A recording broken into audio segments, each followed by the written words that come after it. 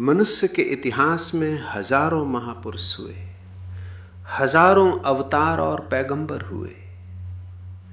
हमने उनकी याद में उत्सव मनाए, किसी की अष्टमी मनाई, किसी की नवमी तो किसी की जयंती। हर जगह जन्म का उत्सव है, हर जगह शुरुआत का शोर है।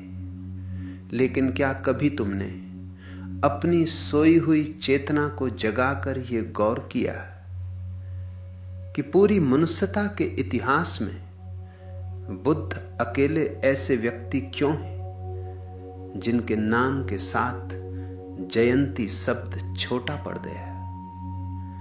क्यों बुद्ध के साथ जुड़ते ही वो तिथि पूर्णिमा हो गई? बाकी सबकी जयंतियां हैं, बुद्ध की पूर्णिमा है। ये महज पंचांग की गणना नहीं है, इसके पीछे अस्तित्व का एक बहुत गहरा राज छिपा है।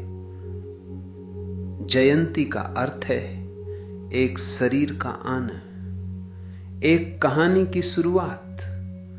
लेकिन पूर्णिमा का अर्थ है पूर्णता, जहां कुछ भी अधूरा न बचा हो।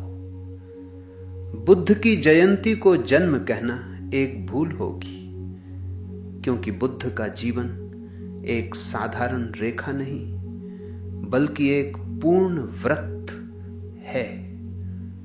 कल्पना करो उस रात की जब सिद्धार्थ गौतम का जन्म हुआ। वो बैसाख की पूर्णिमा थी।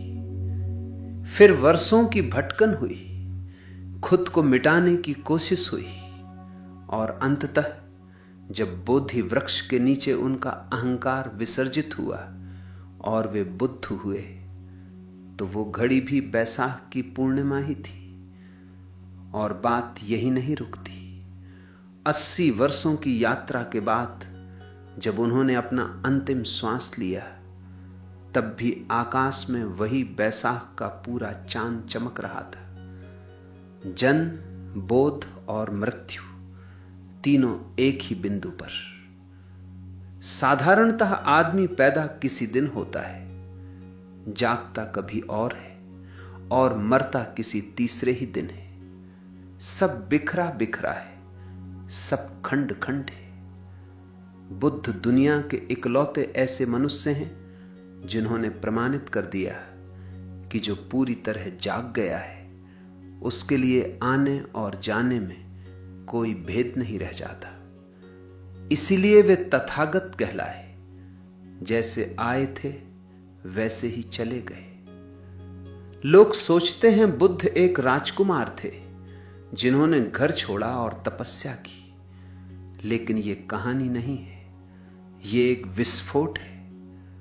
बुद्ध पूर्णिमा हमें याद दिलाती है कि तुम भी जाग सकते हो। तुम्हें सिखाया गया है कि जीवन का लक्ष्य कुछ बनना है, धन, पद या सम्मान। लेकिन बुद्ध कहते हैं लक्ष्य कुछ बनना नहीं बल्कि तुम जो हो उसे पूरी तरह देख लेना है। जैसे ही तुम खुद को देख लेते हो, तुम्हारा अहंकार टूट जाता है और जो बचता है वही बुद्ध है। यह पूर्णिमा अस्तित्व का बुद्ध को दिया गया सबसे बड़ा सम्मान है। जैसे प्रकृति ने हस्ताक्षर कर दिए हों कि यह व्यक्ति अब समय की सीमाओं के पार चला गया है। तो अगली बार जब तुम बुद्ध पूर्णिमा का चांद देखो तो याद रखना, यह केवल एक तिथि नहीं है, यह एक निमंत्रण है। इस बात का निमंत्रण कि तुम भी अधूरे मत मरो। अपने भीतर उस आंतरिक प्रकाश को खोजो जहां तुम्हारी भी शुरुआत और अंत एक हो सके, क्योंकि हर इंसान के भीतर एक बुद्ध सोया हुआ है। बुद्ध पूर्णिमा बुद्ध की पूजा के लिए नहीं, खुद के भीतर उस पूर्णिमा को खोजने के लिए है, जहां कोई चाह बाकी ना रहे, कोई अधूरापन ना रहे।